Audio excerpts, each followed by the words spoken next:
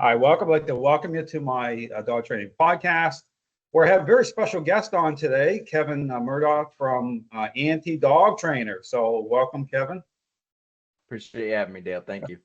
Yeah, so Kevin, I really appreciate you coming on, and I guess just want to kind of go over some, I talk about the current state of the dog training world, but maybe just get a little background on you for people who don't know, like who you are and what you're about and your experience. Maybe Kevin, just for our audience, just maybe tell us a little bit about you and how you got into it. Sure. Yeah, so I've been working with dogs for 15 years, and Mhm.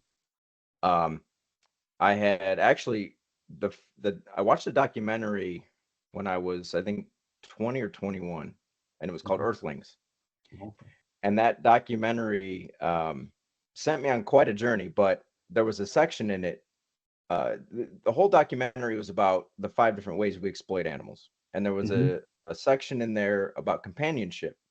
And actually, Okay. I don't know if you know who Joaquin Phoenix is. He narrated the Yeah, documentary, yeah, yeah, absolutely. Yeah. because he's, no, I'm not a vegan, but he's like a big vegan activist and so on and so forth. But Mhm. there was um, a line in that documentary that really, it's always stuck with me. And he said it's showing clips of, not to be graphic, but there are, you know, all the dogs that get euthanized in the shelter system, the kill shelters. I mean, it literally showed like a dump truck dumping bodies of dogs into landfills. And Mhm. he said, if we're going to take animals into our home, are we going to actually consider whether or not we can truly meet the needs of that animal? And if we Mhm. can't, then we really have no business doing it. Mhm. Mhm. So seeing that kind of imagery really sent a message to me, and I thought, what can I do as an individual Mhm. to help alleviate something like as simple as taking a dog out of a shelter. Sure. So before I got my first dog, I had decided I was going to get my first dog, and before I did that, I wanted to learn as much about dogs as I could. So Mhm. I started, just, back then there was still the internet was still developing, but you could still find a lot. There were still a lot of resources online. Mhm. YouTube was kind of in its early days, um, Mhm. but you could still get around. And so I started finding different sources of information. I started learning about what biologically, what is a dog supposed to eat? How do dogs operate? And this is so the whole social component of canines, like I go back 15 years with this sort of thing. So I Mhm. never started in the quote, like the regular training aspect of things. Mhm. Okay. From day one, my whole knowledge base has been, how do dogs operate socially, Mhm. you know, um, and everything built from there. Mhm. So I took my first dog in, Kaylee, and I started applying some of the things I was learning. Back in the day, that was like when the dog whisperer was big. So I was No, watching a sure. lot of Caesar Milan, Yeah. and I had discovered an individual named Brandon Fouché. Mhm. um, and so those were my two main influences. Mhm. Um, I didn't really read books and go about it that sort of way. I didn't have a mentor. I was Mhm. just taking information mostly from those two, and then kind of it was like a process of trial and error on my own Sure. dog. Mhm. Mhm. And really, the conclusion you come to is that it's more of a process for you than the dog. It's not Yeah, really, sure. Mhm. yeah, the dog is a secondary thing. It's Mhm. it's a reflection of you, but it's not a one-to-one mirror. It's a little bit different. Like the dog Mhm. will show you where you're at, Mhm. but not in the way I think people see it, as like this direct thing. And I've not found it to be the case, Mhm. where, say, and I mentioned this in the debate with Mark, where you show the right kind of strength and you communicate the right way, the dog will reflect to you in a different way than, Mhm. say, if you take a different approach to things. Sure. You'll get issues. The dog Mhm. will reflect issues back to you if Yeah. you don't communicate in the correct way. Mhm. So about 6 months down the road, I was starting to kind of figure things out, and I was starting to make a lot of progress with Kaylee. And then I decided, well, you know what? Let me get another dog, Mhm. and that's when I got Bruno. Now No. Bruno was like, as you talk about, like the 1% dog. The one I said that, and it's interesting just to go back. You talk about the reflection. That's like I talk about that level, almost like honesty with Yeah. Oh nature yeah. and dogs. That Yeah. really, no matter what's going on in our own life, things can be falling to pieces, and I've been there. Yeah. It's like it's that mirroring thing where you say, well, the dogs represent a purity and an honesty that is a constant. You know what I'm saying? Like, Absolutely. Yeah. so yeah, so Yeah. And so it's, anyway, yeah. yeah. So, and to that point, yeah, it's one thing, like a dog will never lie to you, and a dog will always Mhm. show you Yeah. the truth of the Hmm. situation. Hmm. No matter what situation you're in, the dog will let you know where you're at, Hmm. Absolutely. Um, so I got Bruno, Hmm. and Bruno was just a different animal. Bruno was, Kaylee was more submissive, but it was interesting because she was more submissive minded. But when I got her, she didn't want to follow me. She didn't want to Hmm. listen. Hmm. She, she would get off the leash and run away, Hmm. you know. So even though she was more of now she was half pit, she was half pit, half Yeah. whippet, which is a Hmm. very odd mix. Hmm. But even though she was more of that temperament, that Hmm. submissive minded, she still had it in her to say, I'm not following you, Hmm. Hmm. because I wasn't there, but it was after so many months, I started to see that change. No, okay. Now, Hmm. I still wasn't there yet, but I had Hmm. gotten Bruno.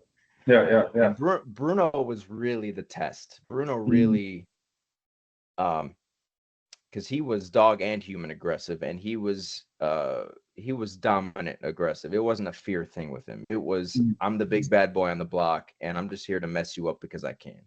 And Sure. he didn't care. If a Hmm. dog challenged him, he'd fight him, and it wasn't a Hmm. fight. It was like, I'm trying to kill you. Like, I've never seen bloodlust in a dog's eyes. Hmm.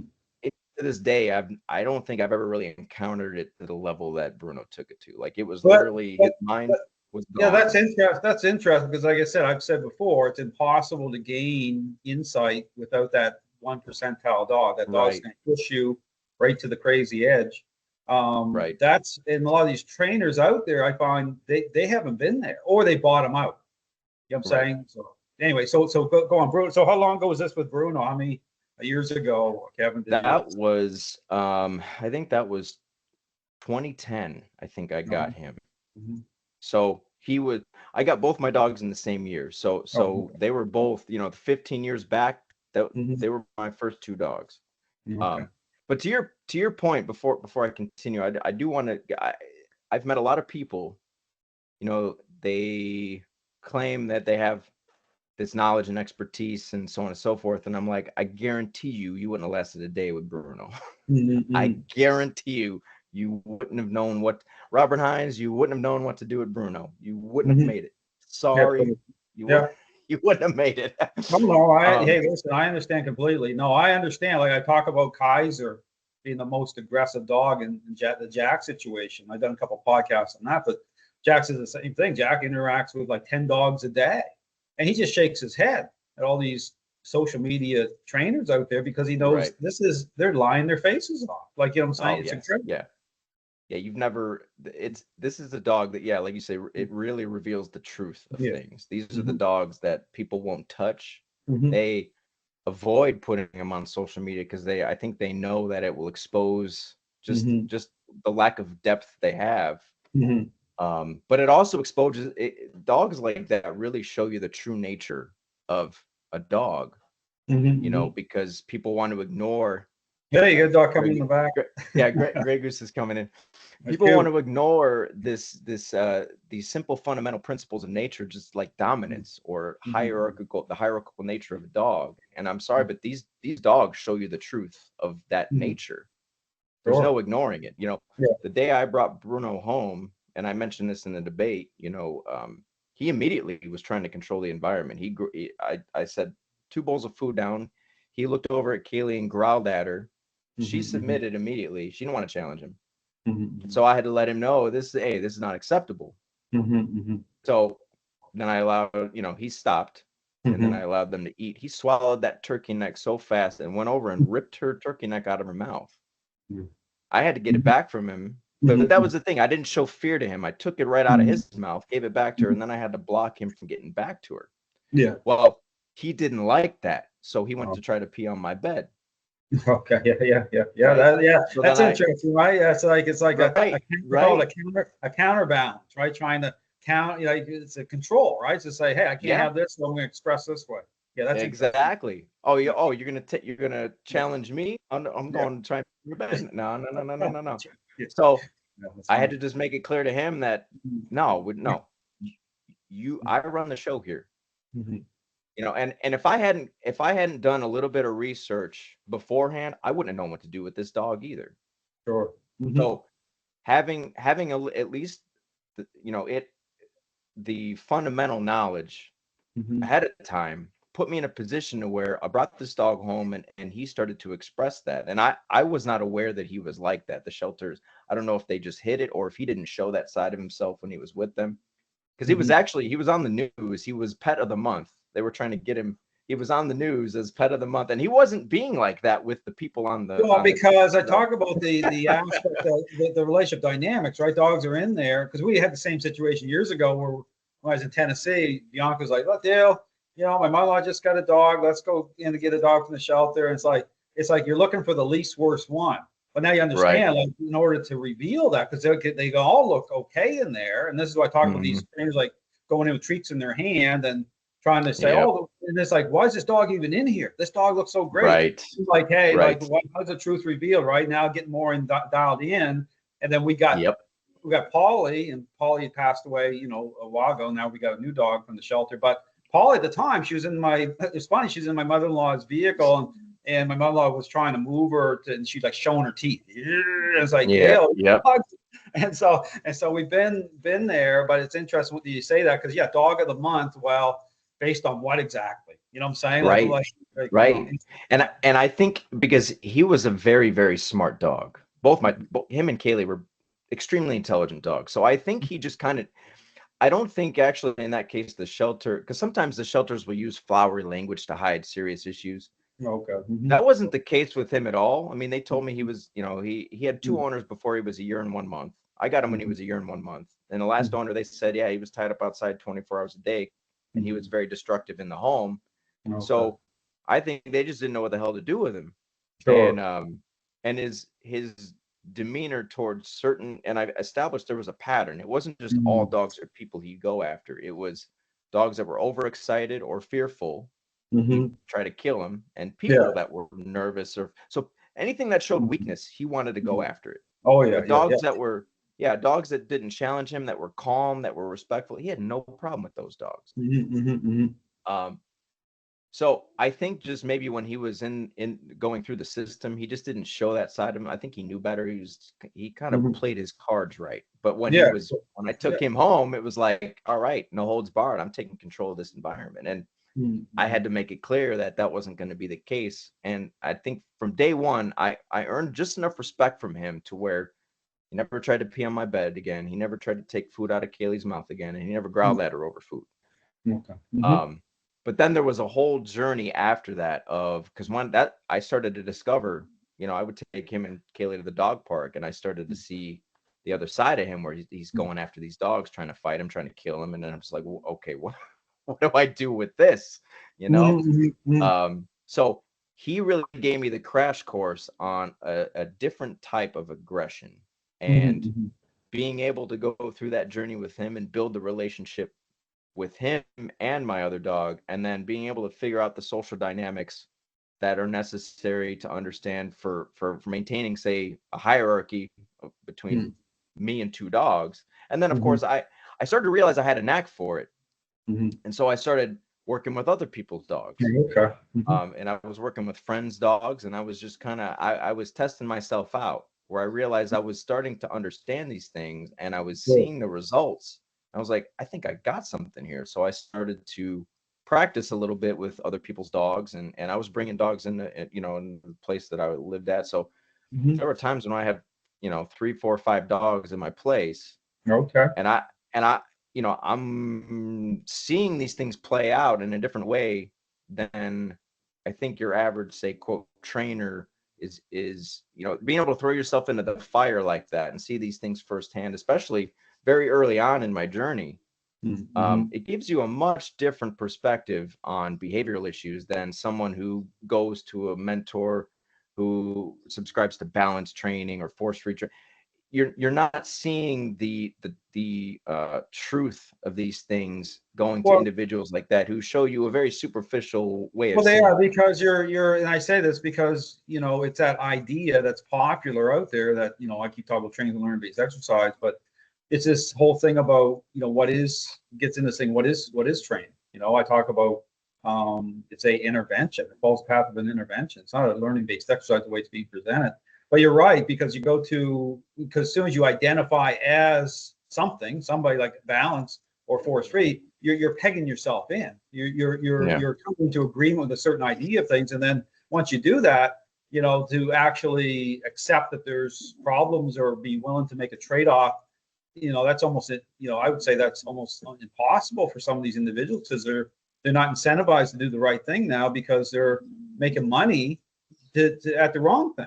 You know what I'm saying? The culture is so twisted, so twisted. So getting back to your journey, so how many years ago, like when you started to help other people's dogs, Kevin? How long ago was that when you started to make that? Well, actually, I started that pretty early on, but I knew that I was still learning and testing myself. So I was charging people $20 for a session. So I was like, I don't feel right charging people a lot of money. I was young too.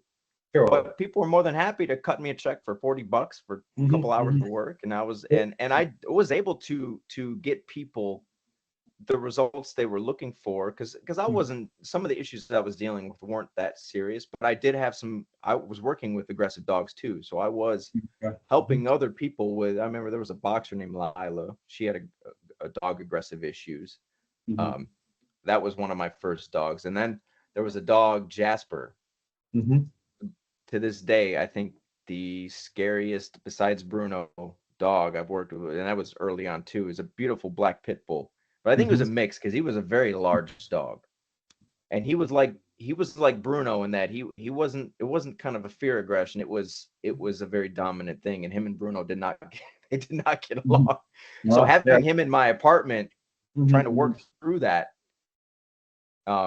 That was one of the first experiences I had where, I had two serious dogs on my hands, and I was able to figure some things out, especially outside on a leash with the two of them, walking them at the same time without them fighting each other.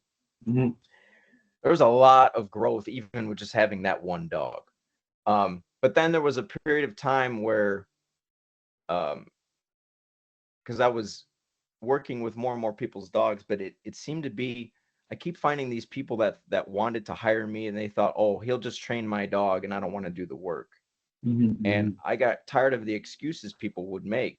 And so I actually stopped doing it for a while, because I realized I'm not here to train your dog. It doesn't work that way.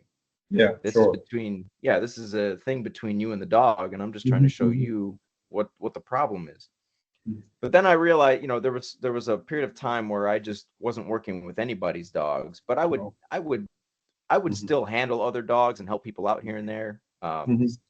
But then a lot of the focus was, okay, how do I get Bruno to a place where, like, we don't have any problems anymore? So he was my main focus at that point. Sure. And so then I was able to figure that out. And I got it to a point where, like, people knew me in the neighborhood as the guy who'd walk both my dogs and read a book. That was kind of like my thing, where people would stop me and be like, I see you doing that every day. You walk your dogs and read a book. And like, how do you do that? I said, well, it didn't happen overnight. A lot of practice, But then some time passed, and I thought, I'd really like to do this again, because I always felt that it was kind of like my calling, like something I should be doing. And so then I thought, well, maybe there's a better way I can convey this to people and get people, maybe I can give people more when they hire me, to help them understand that I'm not here to train your dog. And what is the process or the system I can use to help people achieve the success that they're looking for? Maybe the fault was with me. Maybe I wasn't communicating these things well enough. So then that's when I created a system of, okay, when someone hires me, you know, and I'm on the phone with them, I'm going to explain to them the social nature of these problems. I'm going to explain to them these aren't training issues. I'm going to explain to them, like, here's what you get. Like, I'm going to come and assess the problem. I'm going to start coaching you through how to interact with your dog, and then I'm going to create. That's why I started creating the instructions or the daily protocol that I give people now, where I can lay this down in a very simple step-by-step way based on Mm-hmm. whatever issue we're having, whatever we went through over that first session. Mm-hmm.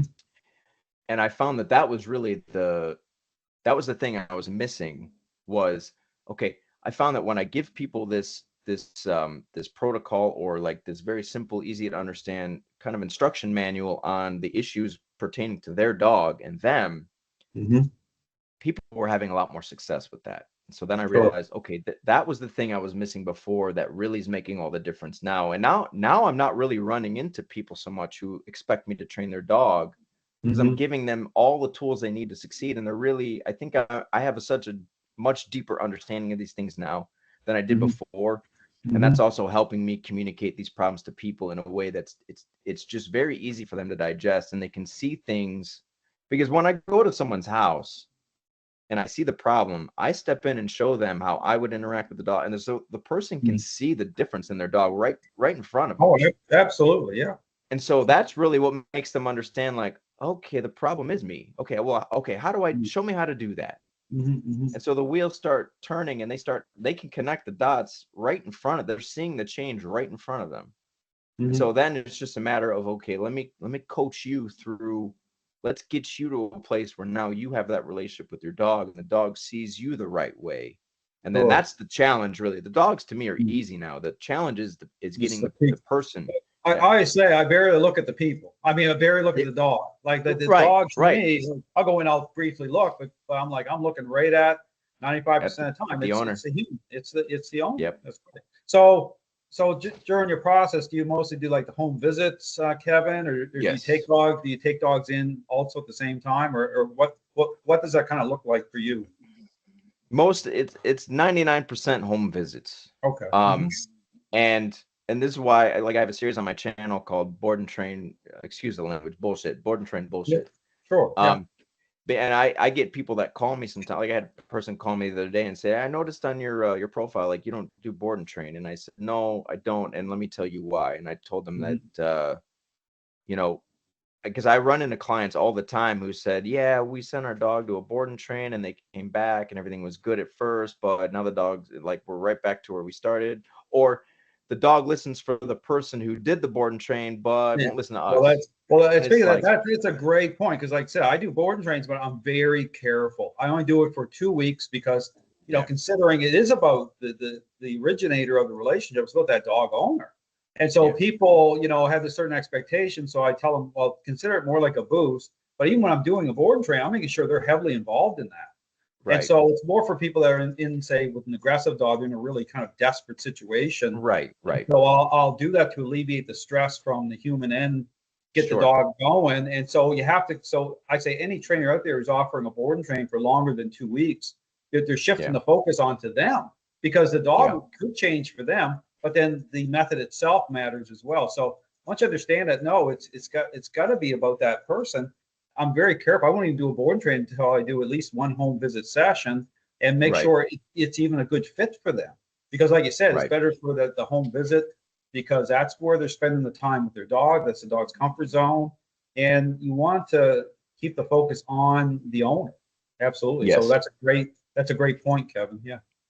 Yeah, and because I will, there have been a couple of instances where there was serious issues, Mm-hmm. and there's a dog who frequently comes on my channel. His name's Grizzy. He's a chocolate lab, and this is Mm-hmm. Grizzy is a great point as to why I don't like these people that think breed is everything.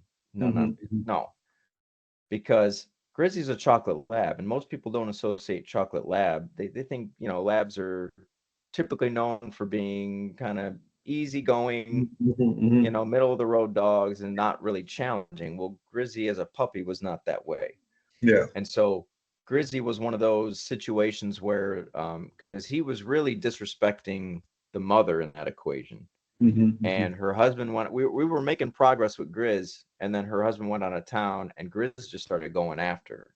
No. Okay. And she was at a point where she's like, Kevin, I don't know if we can keep this dog. I can't do this anymore. So at that point, I said, let me take him for a couple days. You need a break. Mm-hmm. Bob's out of town. Mm-hmm. Let me take him for a couple days. And that Sure. really was the turning point. He stayed with me for a couple days. Her Mm-hmm. husband came back to town. Mm-hmm.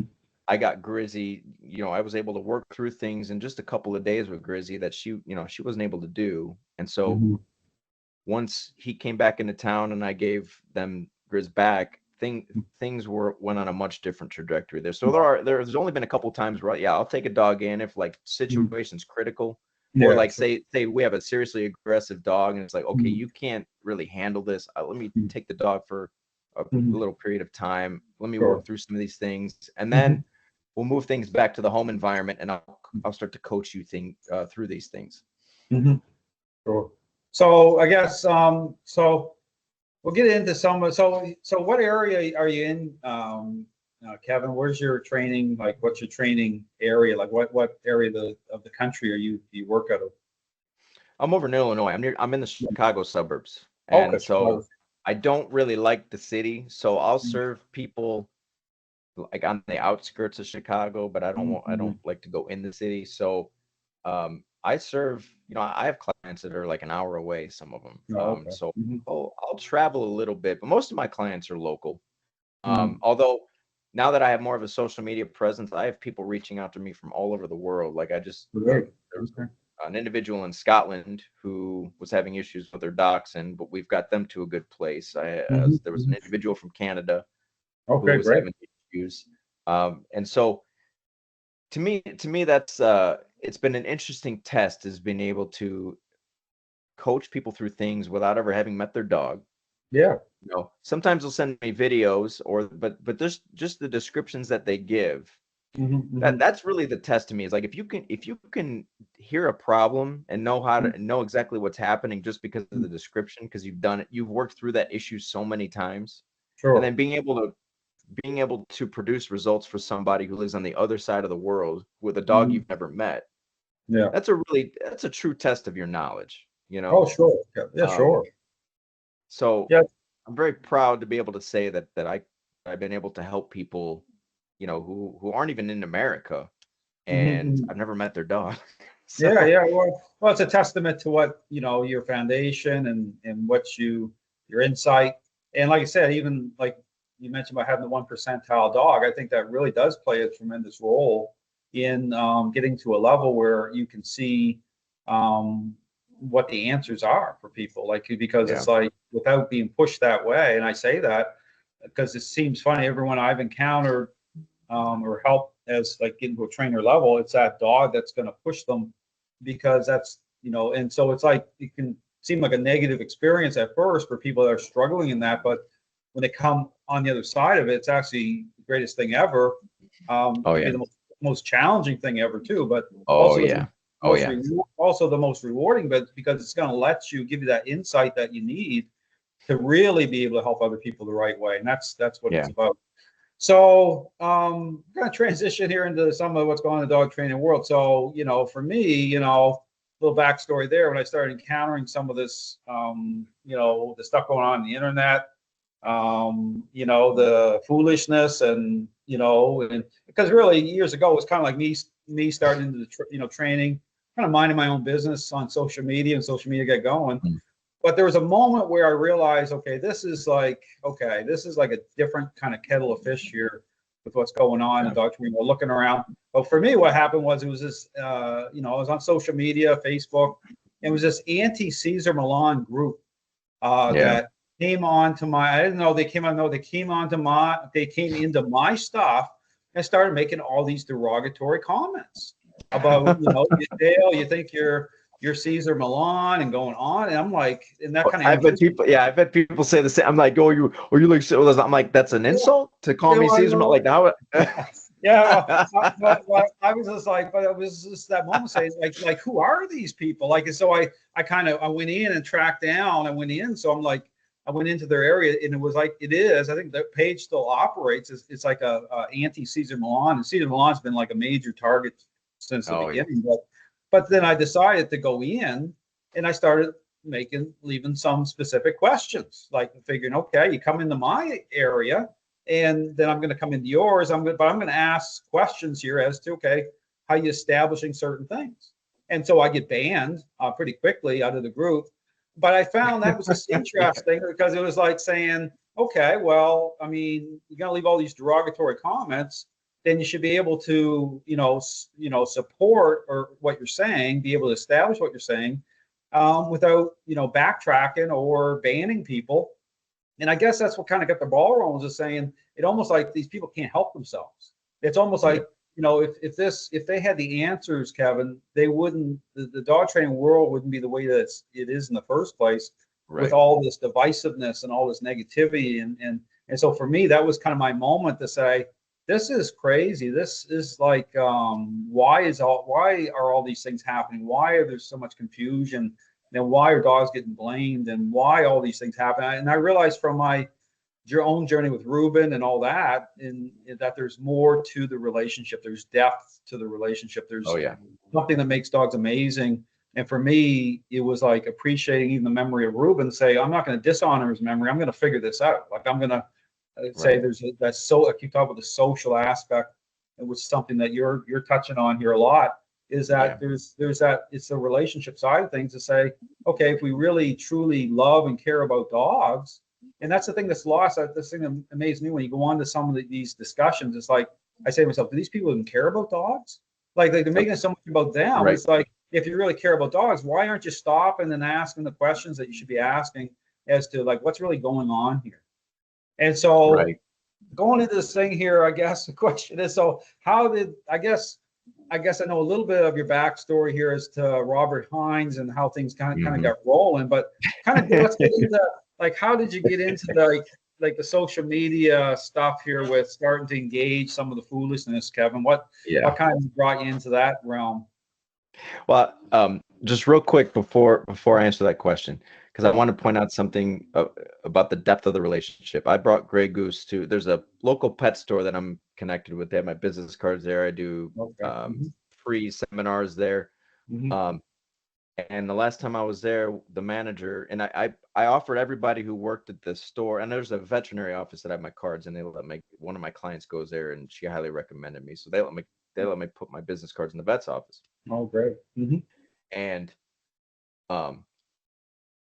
so I offered everybody in those two settings, hey, I'll work for you for free, as a token of gratitude for letting me put my stuff in your office. I'll come work for you for free. Sure. So the manager had, I went to her house and I helped her work through some resource guarding. And so she seen me work. Well, I came in one day with Grey Goose, and she saw the way Grey Goose was looking at me, and she said, do you ever, any of your clients, do their dogs ever look at them the way Grey Goose looks at you? And I said, well, my other two dogs looked at me the same way, but my goal for every client is to build that relationship to such a degree between the dog and the owner that the dog looks at them that way. And wow, that's a really great statement, Kevin. That's really, that's insightful you even say that, because you recognize the difference. You know what I'm saying? Right. So, there's a way they look at, it's an admiration in the way they look at you. And Petunia has that with her owner. And Petunia was one of the first videos, that Petunia the pit bull. And so that started kind of the Robert Hines thing with Robert Hines recently tried to make the statement that I started my whole social, like my YouTube career, because of him, or my YouTube channel started because of him. And I've built it off of him. And I'm thinking, Robert, I have 215 videos and 7 of them are about you. So to say that my whole channel is about you is kind of ridiculous. But the reason it all got started was because I had a debate with Robert back, I think it was April of last year, which he conveniently doesn't remember. And conveniently, the audio didn't record. Now, I didn't have my camera and everything back then, so I didn't have any. I was trying to record it on my phone, and just the recording software I had on it, it couldn't handle the 4 hours. So I didn't have I'm like, I'm just not even going to post this because it's not the whole thing. Okay. But he claimed that the audio messed up, and which I thought it was convenient, because that's a convenient excuse. Yeah, there were some moments in there that did not make him look very good. But there was a point where I was talking about Petunia, and he had said, well, show me this pit bull. And I said, gladly. So I actually rose to the challenge of somebody saying, "Hey, show me your work." So I said, "Sure," because I have it, so I'll gladly show it. So that's when I started that was that first video where I said the video to Robert Hines. That was literally the next day. I was because Petunia's owner had broken her ankle, so I was going to help her out, and I would just go to walk Petunia after work every day. Okay. And so the next day I took her out for a walk, and that's when I made that video, and I emailed it to him, and he never responded to it, but Okay. yet he claims to be so thorough about his email. Yeah. And I never got a response to it. Um, but then finally, that's when you had made a video on it. You had talked about, Yeah, yeah, that's right. Yes, yes, yes. and Yeah. actually, your video was actually, Robert challenged me to show Petunia, and then you did a video on it because you had found it because I commented on one of your videos and you clicked on and you saw the video. Yeah. And it was because of your commentary. That's why I started actually that because remember I said, "Hey, Dale, you've been Oh, me so to I'm gonna post." I'm gonna get the blame for the reason Yeah, you're yeah, like yeah. Well, yeah. you're Robert gonna blame me. challenged me. Yeah. Yeah, Robert challenged me, and then Okay, you because of actually me. you actually inspired me to post more. Oh, okay. Well, Yeah, no, it wasn't a bad thing, Robert. You or no. Dale, you inspired me to post Yeah, more. okay. I'm So glad that's when I'm I the thought, catalyst for hey, all this because I seem to be I seem to be getting a lot of the blame lately here on social right, media. Like it's just like I'm like a mock the flame or something here right, recently. right. But No, that's it was funny it was a because good yeah, I meme. remember seeing the Yeah, it was a video of yeah, I remember seeing the video. I'm like, that dog looks like great, like off hey, leash. It's a great example of because you can tell that level of focus, right? And it's like, okay, what a great video to showcase. I'm like, okay, anti-dog trainer, who's this guy?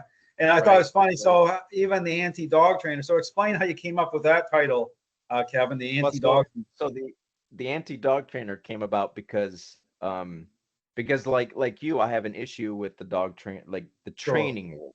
Mm-hmm. Because these to me like the one thing we're a bit different on is I always say training is skill based, right? Mm-hmm. Yeah. But I know what you mean when you say training is not uh a learning endeavor where you're saying if I show up and there's a behavioral problem, the process of working through that is not a learning thing. It's not a training or it's not this is a social intervention. Mm-hmm. So um for me it's training is related to skills and then the behavioral problems are socially related.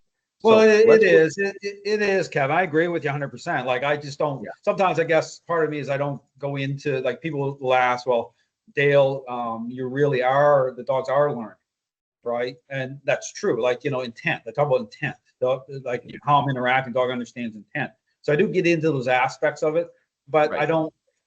When the dog training community is like butting up against what I'm doing, I honestly don't pay it much mind because I'm focused on the interactions part of it. Like I'm focused right. differently. You know what I'm saying? Yeah, So, but I agree with you 100% on what you're saying. definitely. Yeah, and I and Yes. I know what you mean when you say that, Yeah. so that's just the only difference is when I because you build a relationship, you work through those issues, you Yeah. can do all the skill-based training you want, like do whatever Mm-hmm. you want because everything is Sure. lined up correctly.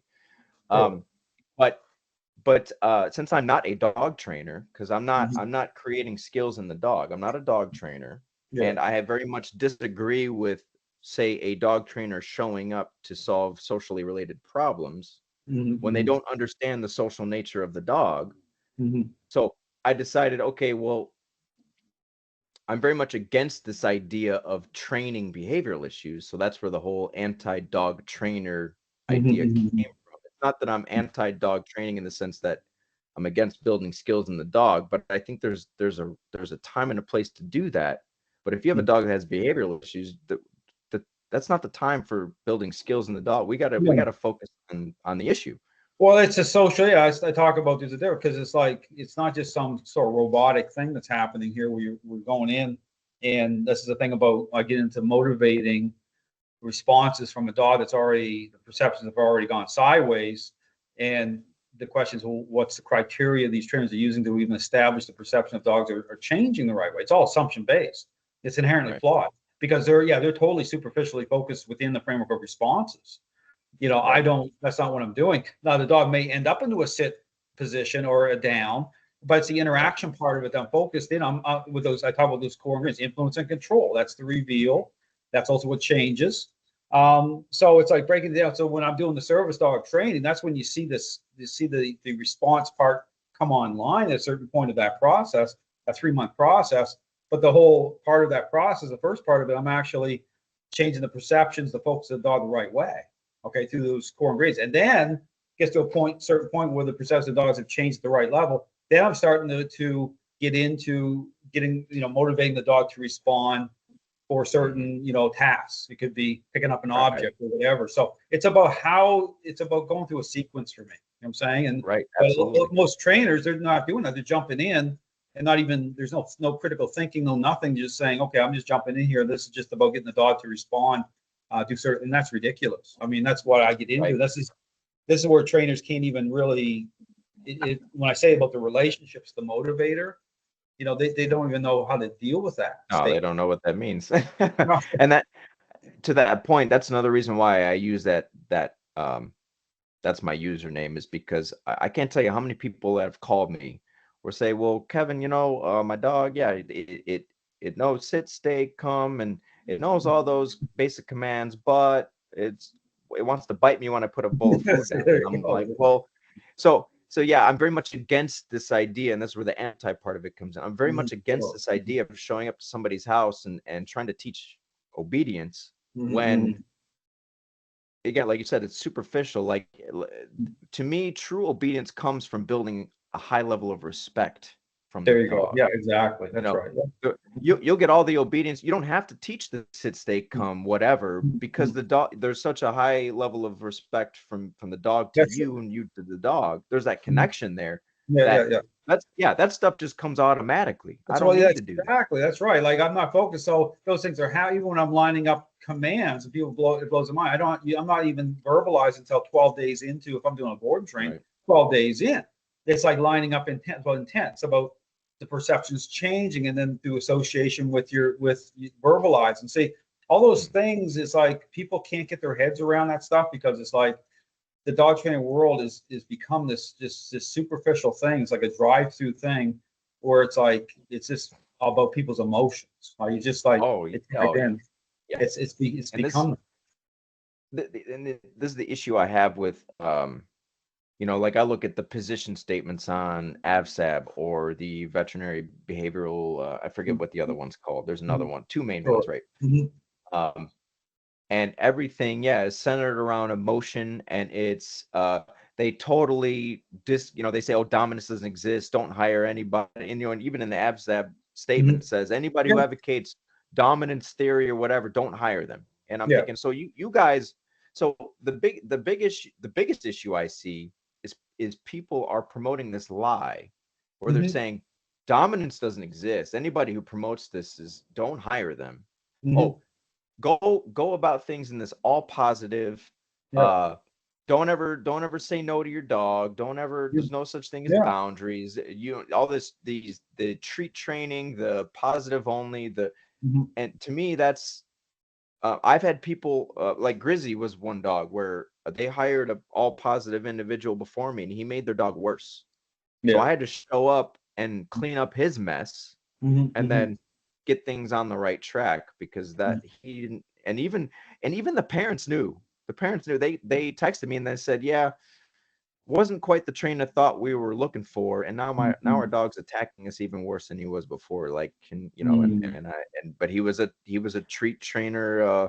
He was one of those guys where it's like, oh, wait for Grizz to not attack you and then give him a treat. Wait for Grizz to not attack you and then get. And they said the dog had to be attached to their hip the whole day, and they had to constantly have food in their hand. And they're like, this is ridiculous. Yeah, it's the association. I talk about counter. It's association. It's the context of agreeableness. Control. Yeah.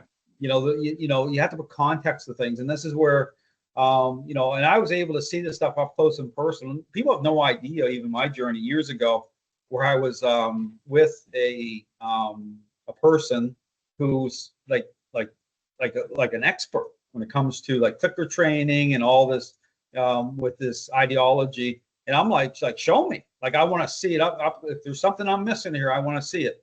And she actually went with me to some sessions, and she would be. But I knew the hypocrisy right away because her own dog that was attached to her, because the dog would be humping her leg, and all this stuff would be going on, right? And but she'd be handing out advice. So I got to see this stuff because I'm like saying I want to line this up. And so her and I parted ways. We were actually a couple at one point for briefly. Oh yeah. And you know, and it was just like it was so much. I got to see behind the scenes, but I was, and this is where she was like, Dale, watch this. She had her clicker trainer, and the dog would do a fantastic sit. But this dog was aggressive. This dog, if you get up on the bed or near the bed, the dog would try to attack you, right? And I'm like saying, I said, listen, but then she'd be so angry about anyone who would dare. You know, she didn't even really below the surface didn't like what I was doing at all. But I'm like, hey, the truth is the truth here. I mean, this is really about caring about dogs, and you know, it should be about meeting their needs. You know, and so there's a level of connection that transcends this superficial petting for me. When we say dogs, it's about that level of harmony being in that level of connection that stresses off the dog, and you're syncing up. And only people that are, this is where police canine trainers get it, yourself would get it, other people who have been at that level where it's like there's something a lot deeper here, and that's really fulfilling. It's really deep, and it's like real love. You know what I'm saying? And I don't think people really get that, because it's like, and then you know when I'm you know with dogs, I can't help but I'm going to go there. Like I'm going to move in that direction. That's the direction I'm always going to move in to achieve that for other people. And I'm nothing, and there's no barriers to that. You know what I'm saying? So and to your point, where I don't think, because I would agree, I don't think these people care about dogs either. Because if you truly cared about the animal, you would want to understand the animal inside and out. And so for these people to say something is basic, a principle of nature, that dominance doesn't exist. Okay, well, you're already ignoring a fact of reality pertaining to the canine species. Yeah, absolutely. Yeah. Every legitimate study that has been done has demonstrated that dogs are, in fact, hierarchical creatures, and they do form a pecking order. I'm sorry, and I've seen it with, when I have groups of dogs that I've worked with, I've seen this stuff play out every single time. And I lived with 2 dogs for 13 years. There was absolutely a pecking order, and everybody knew it. Everybody knew it. Everybody knew Bruno he was the number 1 dog, and everybody knew Kaylee followed him. And then, you know, that was just the way it is. And so when I have dogs come in here, Grey Goose makes it very clear to those dogs that she's the number 1 dog in this house, because she's the more dominant minded, even though she's a small little girl. She's a micro bully, but she's got a big attitude. And so that's just the way these creatures are. And if we don't acknowledge that, and we're doing a disservice to the animal, because we're basically trying to shove away this lie because it's uncomfortable to us. And we don't understand it. And of course, people associate dominance with all these. It's a dirty word now, where they think it's just, you got to yell and scream and be an asshole to your dog. And it's like, no, that's not at all. You have a total misconception of what this is.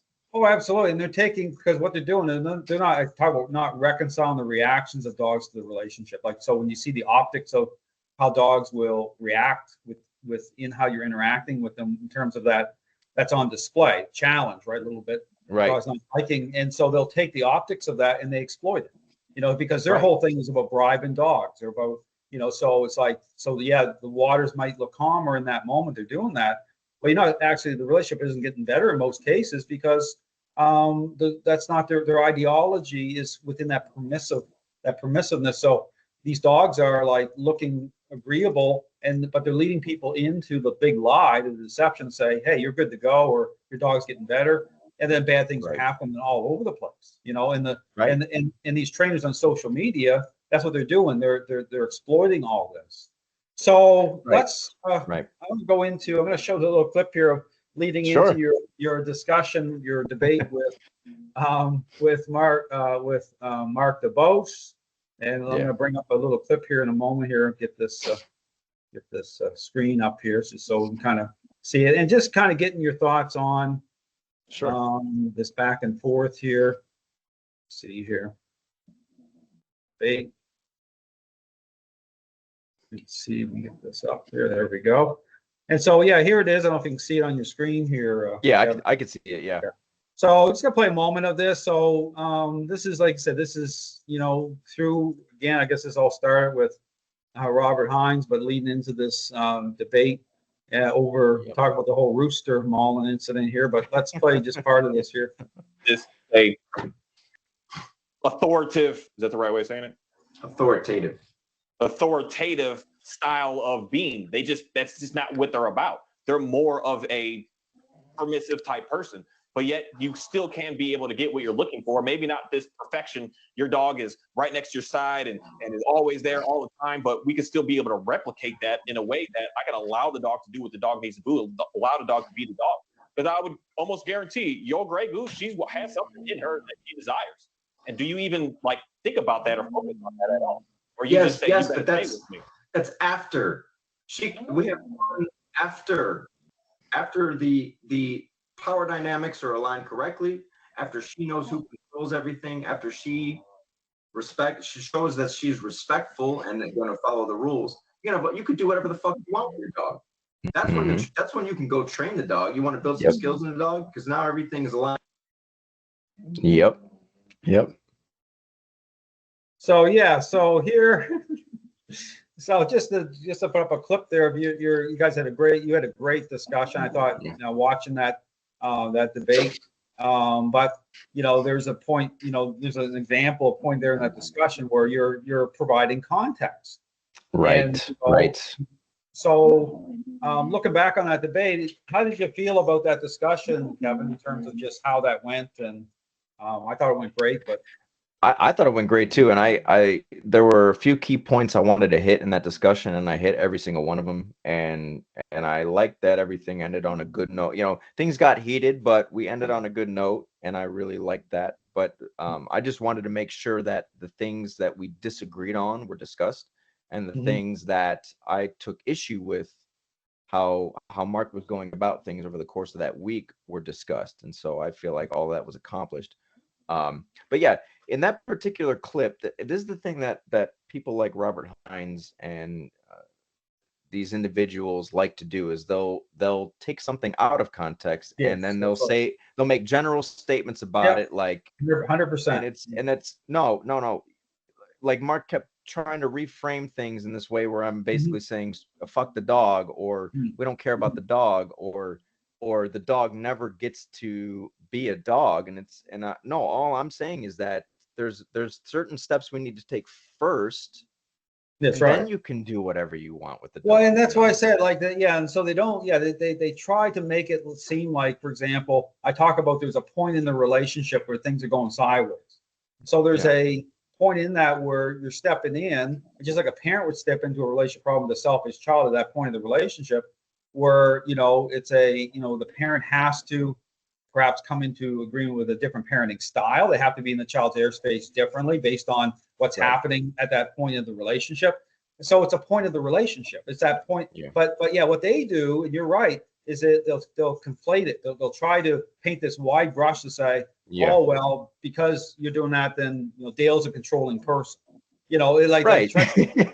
These statements, right, to say, well, no, of course, everyone has a certain parenting style or an attitude about parenting or discipline or punishment, and that does define like your attitude about parenting. But if I have to deal with a relationship problem at a certain point with my child, it means that I have to engage differently at that point. You know what I'm saying? It doesn't mean that. So even in my training videos, if people watch them, say they'll come off tyrannical when I'm dealing with some dogs because the structure is going to be increased. I'm going to be interacting a certain way.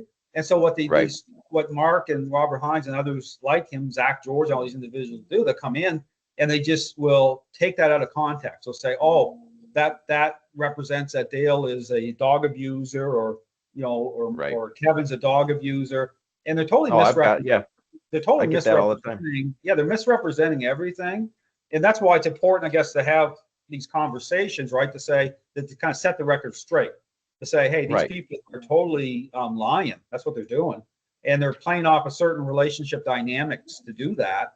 And they're not providing proper context, or taking things out of, they're misrepresenting certain things. And that's easy to do, right? And especially because they're pandering to a certain audience at the same time.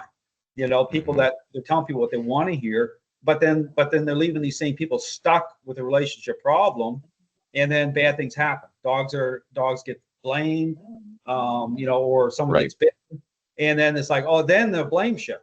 Oh, well, there must be something wrong with the dog, and how exactly how it goes down, Kevin, with these individuals. Yeah, absolutely. There's one thing I noticed that often happens with this group is they'll, and not to keep bringing him up, but Robert does this where Go.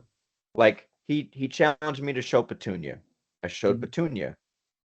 Wasn't good enough. Move the goalpost again. Oh, we'll show Petunia in with strange people, strange dogs. Well, I showed that too. Wasn't good enough. Move the goalpost again. Never once do these people acknowledge the dog, that like the results that have been achieved. Like, wait a minute. I thought all you guys wanted the dog to have the utmost freedom. Yeah. And the dog to be all the tools gone. Which I have multiple dogs on my channel where there's not even a collar on the dog. The dog has the utmost freedom, the off leash, whatever. If this is the criteria you guys say is the top of the mountain, and I'm at the top of the mountain, why are you never acknowledging where the dog's at? You want to attack me personally but as if I don't know what I'm talking about, when my dog is exactly where you guys say every dog should be. Well, because they can't, right? Because it's a inconvenient truth to them because they're agenda driven. You know what I'm saying? And so I'm gonna put up another clip here, which I found very interesting with Mark DeBose, who he made an appearance with here at one point. The dog daddy. Pumping this guy up. So let me see here. Where's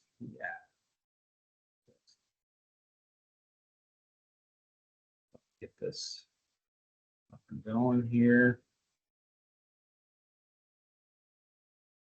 Okay, here we go. Yeah, so this I found, if you can see this up on the screen here. And actually, you're the one that actually brought this clip forward, which was great. Because I had a little, someone behind the scenes made me aware of this, so I will give that individual credit. And I know they're watching this, so thank you for pointing. Yeah, thank you, because I'm a bit of an internet sleuth myself, but thanks to this person for bringing this up to me.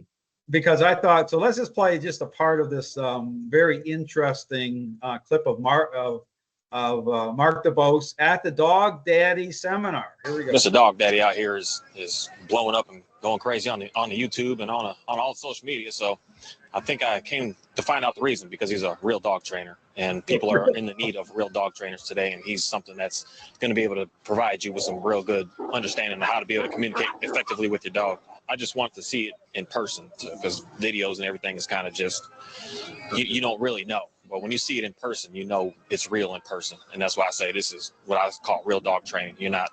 There's no games here. There's no magic here. It's just working with the animals. He clearly understands how to work with dogs. So here, we'll stop it here. Right.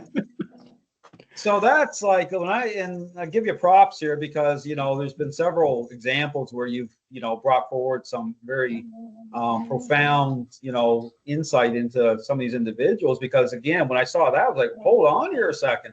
Like, how do you go from the Dog Daddy to Robert Hines? In fact, right. I'm still waiting. Just so people out there know, I'm still waiting to get a response back from Mark DeBose on my invitation to have a debate discussion.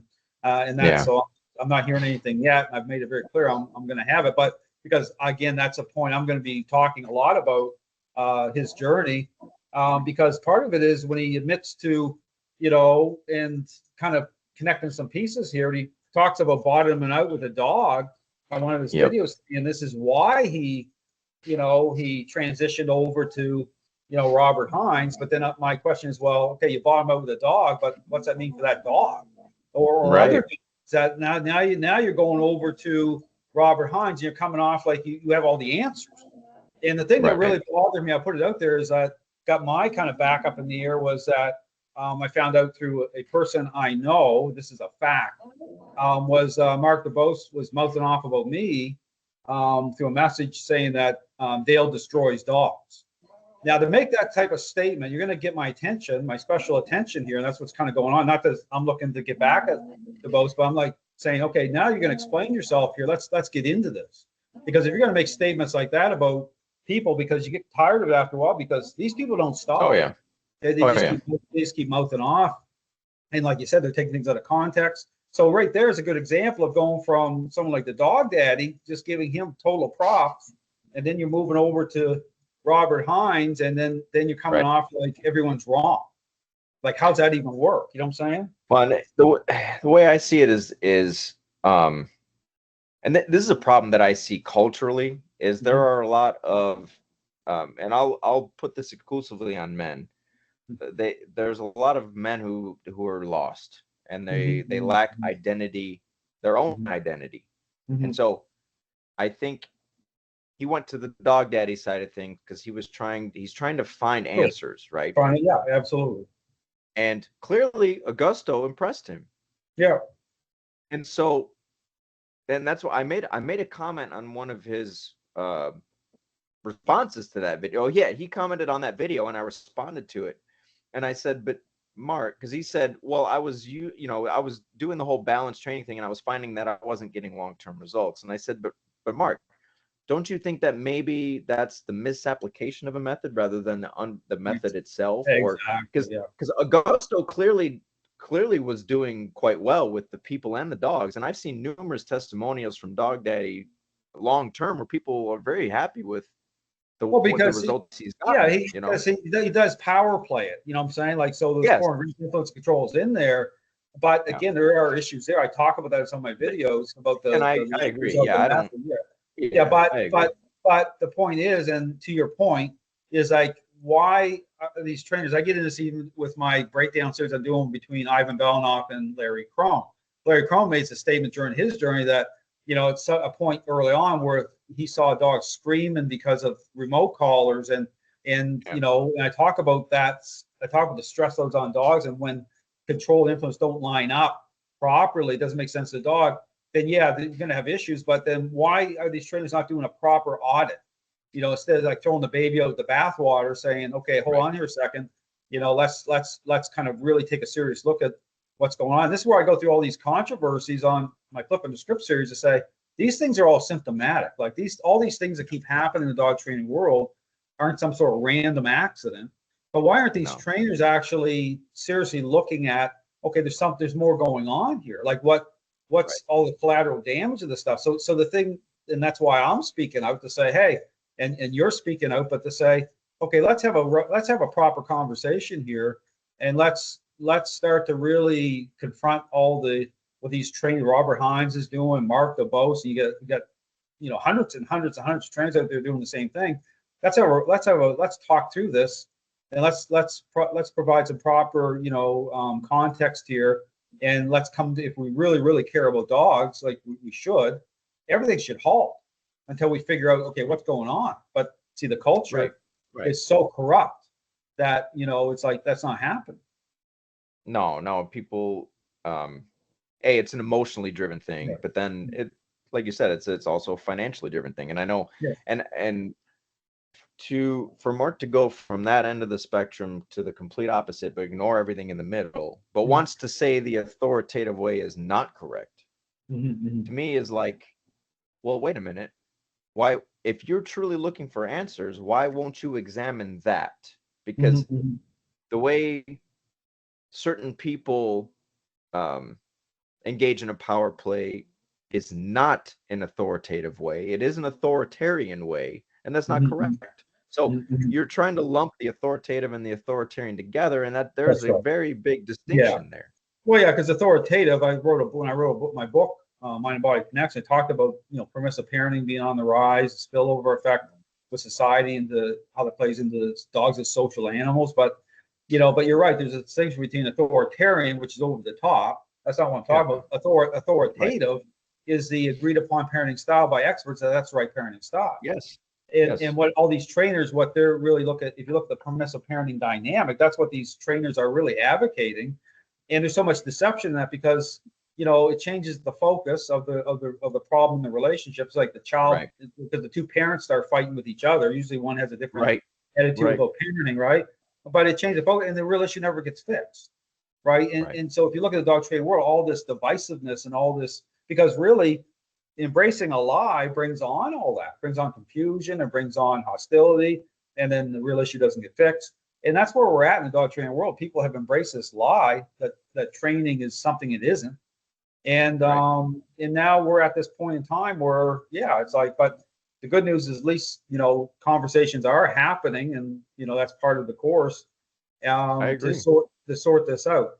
So let me bring up another clip here, and I want to we'll have a comedy moment, because this is how I see the dog training world. I'll show a clip here. So you see guys like Robert Hines talking about people, you know, some people belong in jail, you know, if they're to do what Dale's doing and all Animal this. control then. Yeah, like so I'm 'Cause gonna. I've told people that when they call me a dog abuser, say, hey, well, here's my city, here's my name, call animal control if you really think. And then they say, oh, well, they won't do anything. Well, then shut the fuck up. Exactly. So here's let's bring up this is how I see the dog training world. So let me share this one. There we go. If you can see this yet. Scare me. Put your gun away. Someone could get hurt here. This is Julian. I'm gonna control. Yeah, fuck off, lady. This is Ricky. I got my hand caught in the sink. There's Robert Hines in his uniform. Don't shoot the door, you dick. No, this is Julian. I was collecting control. So Next on the right, Randy. Let's move. Jim Leahy, yeah, this is the Sunnyvale Trailer Park. Jail. This is how I see jail in a second. Leahy's gonna haul people to jail here in a second. I will shoot, I promise. So Leahy's the Trailer Park supervisor. He's having a breakdown. Chill out, Jim. Keep your hands. Put on his former cop uniform. Gentlemen, I'm Right. raising the man. Right. You know what this is? Walkie-talkie. Jim, what are you? Oh my God. Jesus, what the fuck was that fucking thing? It's a stun gun. Where's Robert Hines? Jim, didn't I tell you to turn that off? So jail's coming up here in a second. His version of jail. All right. Give me the keys. I'm impounding this vehicle. There's no keys for it. It's like a lawnmower. Get out of here. Don't take it. Bubbles, I'm gonna clear start out. calling him Leahy. Clear out. Clear out, Bubbles. What's That's wrong Leahy. with you? So Crazy Okay, bastard. everyone, clear out. We're just doing a little park cleaning here. go from Leahy to jail right here. Here it Lady, I is. know you're watching me and you can probably hear me. Let me the fuck out of here, because I swear to Christ you're gonna pay for this bullshit when I fucking bring the fuck. That's So- good. That's good. So just so you know, so when I'm dealing with character, and there seems to be a lot of characters suddenly making an appearance here on social media. Oh, it's, yeah. It's Yeah. crazy. And so I think about, you know, I can't help it. I think of the Sunnyvale Trailer Park. If anyone's seen that show, the Trailer Park Boys, that's how I see the dog training world right now. And so Clown it's show. it's a joke. So yeah, so it's and so go over to another character here briefly here. I can't help it. So you've actually exposed quite a bit of stuff here recently with some of these guys on making comments. Where is this guy at? You know, people like appearing out of nowhere, it seems, and And saying they're better than everybody. Yeah, that's I mean that's the incredible. But showing no work, Dale. Show no work. But say you're better, but show no work. Absolutely showing no. Yeah, absolutely. Oh, here we Show no go. work. There we go. I don't know if you see this guy. No, I knew that. I knew that's what you're talking about. Huge problem. And it's obfuscating the truth from many people in the Yep. public. I am the Ralph Nader in the dog Oh, realm, yeah. and the Kevin Samuels in the dog realm. I don't care if you like. So it's the just brief clip there. So it's this guy, and again, he appeared out of nowhere on my channel. Start talking about the quarter pounder, half mile Jedi mind trick Oh, yeah. challenge. Yeah. And I'm like, who is this guy? And so same thing, you know, you did a little research to say that a lot of people are coming forward. And it's like they say it's like they're coming out of nowhere. But the dog training world is, to me, is so corrupt. It's like people are coming forward saying they have a background in this or that, and then when you do a little research, and you know, props to you, because same thing is you do. And sometimes I just write people, you know, sometimes now I'm starting to focus in on certain situations, and I'm responding to even some of the comments, because I just had a comment today on one of my videos from an interesting. The video will be, I'll be putting the video up in a couple of days. I have it scheduled, but it was you know, when the person had all sorts of discouraging things to say on one of my service dog training videos, and I'm like, well, who is this person? then when you go into it, you say, oh, this person, Robert Hines follower. And then you look at their, right? So it just, there's this pattern of people who, it's almost like a, a mob mentality where these people will come into your channel and they just leave all these disparaging comments. And it's like, okay, but I'm like, okay, hold on here a second. Let's actually, like, what's their foundation? Like, what are they standing on here when they're making disparaging comments about what you do as a trainer? Or so it's just like enough is enough. Yeah, you know what's funny about that, about the Clugston thing in particular, is that Hines was railing against him months ago, and now the two of them are buddy. And Yes. I'm thinking, well, wait a minute, doesn't Clugston represent everything you hate about the dog world, dog training? I mean, he's training dogs, but because Clugston wants to make this distinction between training is skill based and which, funny enough, he wasn't saying anything about that until I started making videos talking about how my perspective is training is skill. But wait a minute, now you guys want to be you want to team up with a guy you were talking so much shit about 4 months ago. And funny enough, Clugston banned me from his channel after I posted that video. Like, I can't comment on his videos now. Okay. And he wants to say he's a master linguist and he's fought in 3 different countries or whatever. I'm like, well, first of all, your military records don't indicate that. And every time I call him out on it, he won't acknowledge it. No. Yeah, he won't answer. But no, he keeps going on about how I can't train a bomb, and I keep saying, dude, I'm not a dog trainer. So you're basically coming to me like, say, if I was a brain surgeon and you're a heart surgeon, you're trying to tell me, well, I can't do heart surgery. Well, dude, I do brain surgery. I don't do heart surgery. So what's your point?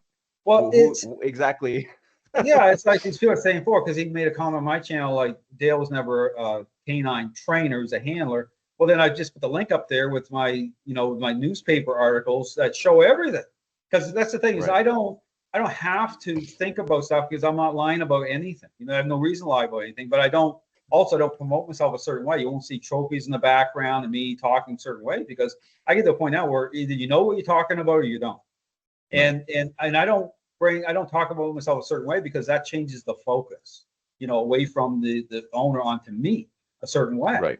And I'm trying to sell what exactly. So, so I'm like, to the anti-dog trainer, I'm like the anti-marketer, because in a lot of ways I don't subscribe to the dog training world, how things are being marketed. Yeah.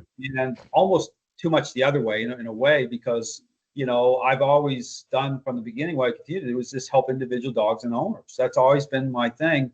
And so even on my YouTube channel, if you go back 15 years ago, you're going to hear me saying the same thing over and over again. I've never wavered back and forth. Like, these trainers are all over the map from month to month. They're changing their views on, say, remote collars or issues related to different things. And the dog training world is in such chaos as a result. And here's the thing I want to point out too. I find it very interesting to that point about it. This is about the dog and the owner. Yeah. So these people the Heinzes of the world, or the people that claim they're better than everybody else. Well, wait a minute. I don't see you showcasing any owners on your channel. Like, what have you done for the owners? You make your focus is all about the dog, but yet you say it's about the relationship between the dog and the owner. But I don't see you ever show any indication that the relationship between the dog and owner is better because of the advice you're giving. That's why I have a series on my channel called "When Dog Owners Do the Hard Work." So I have more than one owner on my channel, which can show, hey, this is actually benefiting the people it's supposed to. So where is your demonstration that the owners are actually creating the right bond with their dog? I don't see any of that on Heinz's channel. And now Dubose does have comments of people saying, he's helping them. So I'm not going to take that away from him. But where's Clugston's? Well, and these other people that say they're better than everybody. Yeah, because and the thing is too, because a lot of it's superficial anyway. So to even get into this thing about positive reviews and stuff, Zach George could have all sorts of positive reviews, but you have to go into the depth of, okay, what is that dog? Is that relationship actually better the right way? I mean, that's really what it comes down to. How do you even establish that with these trainers that are all superficially focused? And so to go there is a kind of a different conversation, because you have to get into this thing about why so many dogs are getting blamed, why the current state of the dog training world, because a lot of people will buy into this stuff, as you know, Kevin, because they're telling people what they want to hear. And so they'll defend some of these people to the end anyway, even when their own dogs are a mess. Look at I call it Montygate. But look at Robert Hines, situation there. I mean, he's contradicting himself all over the place, talking about his dog's a mess, and then suddenly now that was like inconvenient truth, and he puts out a video. Oh, look, my dog off leash and how great it is. I'm like trying to say that's a joke. I mean, just at least be honest. It's like the shifting sands, right? It's like they'll just tell people what they want to hear, but it's like they're not consistent in what they say. And this goes into the whole thing with the rooster attack or Mullen thing with, I got into that thing because of saying, well, he's trying to kind of convolute and separate things. I'm pinning, like he did a great job pinning them down, saying, well, if you have control over that rooster, you should be saying, hey, stop. And, because it's about relationship, the perception of the dog extend in and through the relationship the right way, then you have control. It's part of you, it's part, so that dog isn't just mauling that rooster. It's a joke. And then you start using the example of police canine, which is my background, saying, oh, the dog completes the job and keeps biting the guy with the guy's right. That's just a joke. It's right. Like that's no. It's like no. I had police dogs fully trained, never had an accidental bite the whole time, fully trained, had to use them that way. And no, it's like you have control. The dog goes in. It's the use of force. The dog stop. Hey, the police officers are handling they're putting the handcuffs on the dog. You out the dog. The dog responds. I mean, it's right relationship. That dog's an extension. So he's just misrepresenting everything because it has to fit into his permissive narrative. You know what I'm saying? Because he has to try to explain the stuff away. But once you get into the details of it, you say, "No, these guys are totally misrepresenting everything." And then he's trying to say, well, he should be able to just sit on his porch like a TV show, The Waltons, and just talk about, and don't get me wrong, I'm not taking anything away from if you want to talk about your life journey and everyone. Yeah, that's fine. Broken. And actually, it's great. Yeah, and I actually like the conversation you have with Christian. Like, I agree with what you guys said there, where it's like, I do find Mark entertaining sometimes. We're like, sit on your porch and talk about your journey and what you're. That's great. I got nothing wrong with that. But when you want to start giving advice to people about dogs, that's right. You start go there with the dog, and that's why I say you start to put out the information, and then you're aligned with Robert Hines, and Robert Hines is using that as a catalyst to try to tear people down. Then now you got my attention. Then you make a comment saying I'm destroying dogs. Well, guess what? You can't have your cake and eat it too here. It's like you want to talk about your journey and what you've been through and help other people. I think that's fantastic. But if you want to start to convolute the conversation with saying, okay, this is a way forward with dogs through this permissiveness, and then people are adopting that, no. Okay, you're going to get my attention a little bit, and then I'm going to move on. But it's been hard to move on lately because every time I get to the point where I say, okay, Dale, I'm going to leave this behind with Robert Hines, and then they say something else stupid directed at me, and it's like, okay, Dale, you got to do another video. But that's what's going to happen. You know what? I'm done with just like, but I'm going to do it in a way that's information based. It's not, if you're watching them, it's not about getting personal with these guys. They're going to take it very personal. Yeah, I have nothing personally. Well, I don't have anything personal against Mark. But Robert, I find to be so disingenuous, so hypocritical, and so like I don't respect him as a human being. So at that level, I don't mind getting personal with him because I don't find him to be a stand-up individual. He's not. He's not. And then, just the fact that he released all those consults on that girl. Don't get me wrong, that girl, she's bouncing all over the place between Zach George and Robert Cabral. But that's not even the point. Like people are on their journey, right? So. But the point is, to any conversations I have that are consults, if people don't look after private information, I would never release that stuff. So ethically and morally, I just wouldn't do it. But you're right. That's why I never had a debate with Robert Hines, because for me, there's not even a starting point in that conversation, because through Skinner, he keeps bringing up Skinner and all this Skinner saying there's no starting point because there's no foundation. When I talk about the social aspect of the relationship, he totally dismisses all that.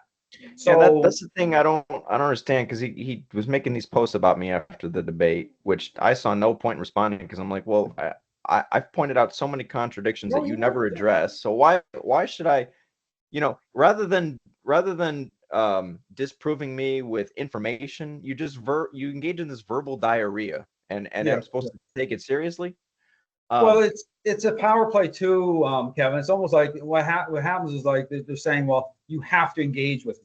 you know, because the skin, like that's their default setting, as though they're in control of everything. It's a control issue. So, and that's why people will use certain language to try to shut down a conversation. They'll start to say you're toxic, and Zach George is big on that. But what they're trying to do, they're trying to power play using language to try to shut down or censor or stop people from questioning, right? And so people aren't stupid. Like, and I tell people, don't play into that. These people are exploiting everything. They're trying to censor or shut people down. But you're right, Robert Hines the same way. He's like, no, it's like if I choose I don't want to have a conversation with you, maybe it's just because I don't respect you. You know what I'm saying? Because you're just not a good person. I just don't want to sit down and talk to you. I mean, and I don't see anything there's nothing in those posts. Like, you want to sit and debate the ideas, that's fine. But when I've already made it clear that Skinner is not relevant to the social nature of a dog, which he said, I made that point, like in my debate, I said, hey, where's Skinner talk about respect? Well, he made a post saying, well, Skinner never talked about respect. And I'm like, you're just further, just said what I said. So you're basically reinforcing what I, what does it respond to? You basically just validated my point. So absolutely. What, and see, this is like, to the notion of respect. Where does Skinner ever make we want to reduce things to behavior. Where does Skinner ever talk about the difference in a dog's behavior when they do respect you versus when they don't respect you? Where's the distinction in Skinner's work? There is none there, because it's just one dimensional. In fact, what they do through behavioralism, they said, well, because it's in my book, there's several moments there where like clues that this is all going to go sideways with their studies, because they dismissed it. They say, oh, because we can't understand the mind of a dog, we're just going to strictly stick to external. Just stimulus, just at that level, and that was the flaw. And so, but everything's been on a slow boil since. It's just like the dog training world asks the question, people should need to ask is, has it gotten better or worse? You know what I'm saying? So, for people to be out there to say, oh, well, we got the answers. Well, if you got the answers, you wouldn't be on my videos leaving disparaging comments.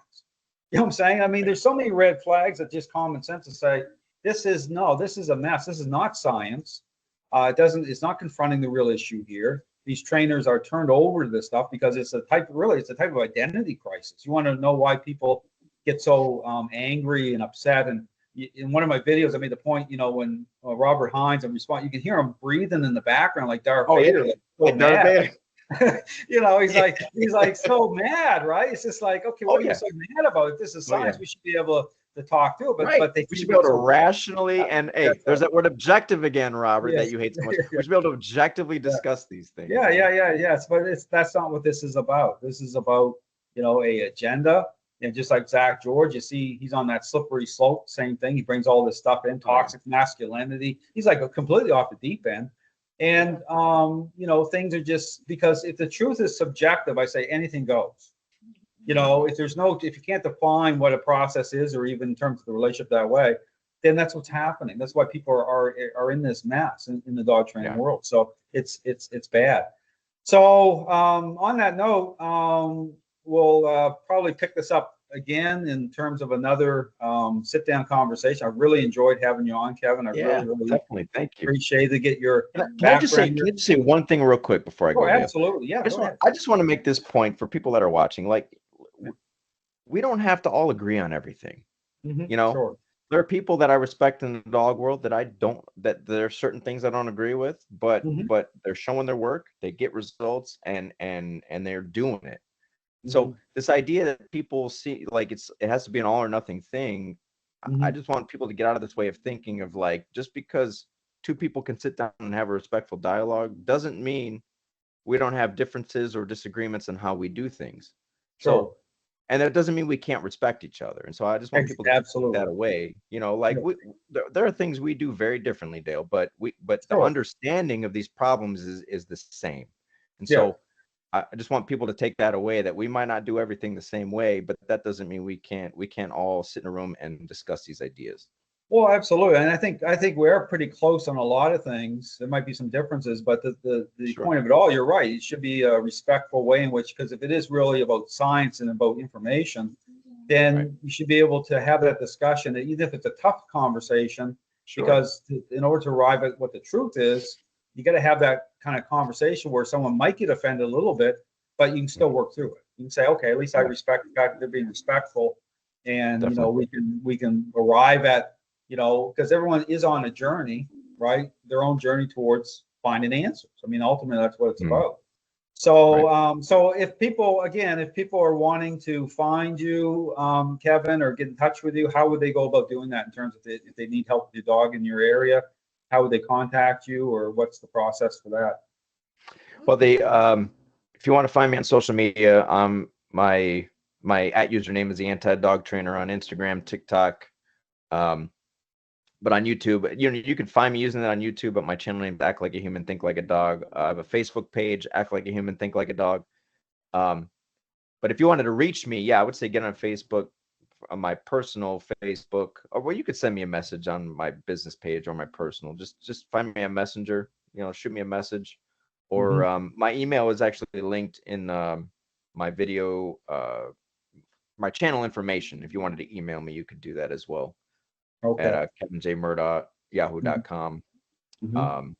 Otherwise, just find me on Facebook and send me a message. Okay, great, super. Well, I appreciate you coming on, and I'll definitely have you on again, Kevin. Really appreciate your insight and helping dogs out. That's fantastic the way you do it. And so we'll definitely have you on again, Kevin. Appreciate you being here. Thanks, Dale. Appreciate you having me, man. All right. All right. Take care.